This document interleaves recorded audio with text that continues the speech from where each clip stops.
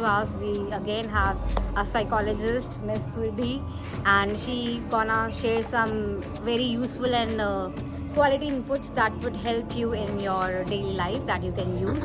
Surbhi, so I want to ask you, what is the role of mother-in-law? What kind of role mother-in-law should display towards her daughter-in-law in an honest way?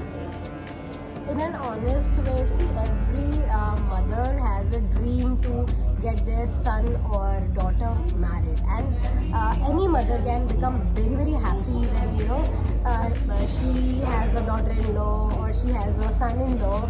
So that kind of that happiness is ultimate in any mother's life. So but then reality is that जब वो चीज़ें थोड़ी सी खराब होने लग जाती है, the relationship between mother-in-law, I don't know why in the society it has been told कि ये वाला जो relationship है वो हमेशा ही थोड़ा सा diabetic तो क्या ही होगा, but बहुत ज़्यादा spicy होता है. Right. You know, daughter-in-law and mother-in-law का अगर हम स्पेशली बात करें तो as a mother-in-law the role should be sociologically जो role हो सकता है, जो बेटर वे में जा सकता है, वो ये है कि हर मदर अपने बेटे को जो बड़ा करती है वो एक बेटा ही बड़ा नहीं कर रही है, वो एक आने वाला हस्बैंड को तैयार कर रही है, आने वाले फादर को तैयार कर रही है. सो ये रियलिटी को थोड़ा सा अगर एक्सेप्टेंस में रहेगा उनके कि वो एक हस्बैंड को और एक फादर को भी बड़ा कर रही है, जो आगे जाके सोसाइटी में उस बेटे के बहुत सारे रोल्स होंगे, जैसे अपने ऑफिस में कुछ रोल होंगे उसके, वहाँ उसका अलग एक रहेगा.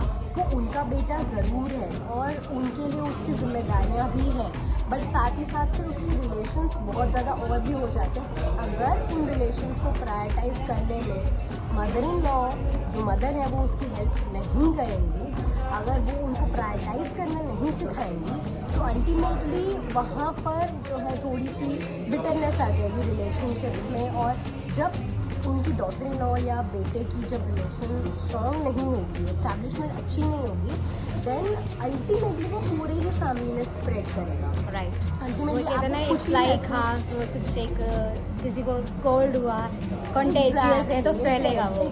It is like that. So a mother, I would say only the basic cheese understand करके चलनी होगी ये कि जो मदर है उन्होंने बेटा बड़ा ही नहीं किया, बट आने वाला फादर, आने वाला हस्बैंड भी बड़ा किया है, और सोसाइटी के लिए भी उसके कुछ रोल्स है.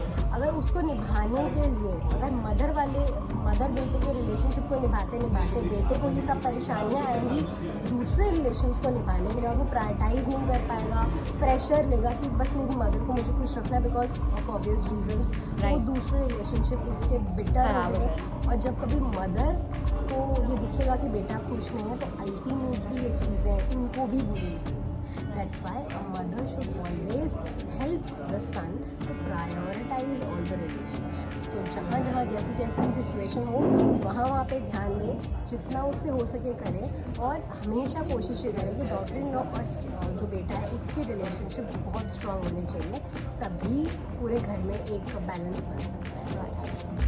Thank you for sharing and explaining. Thank you.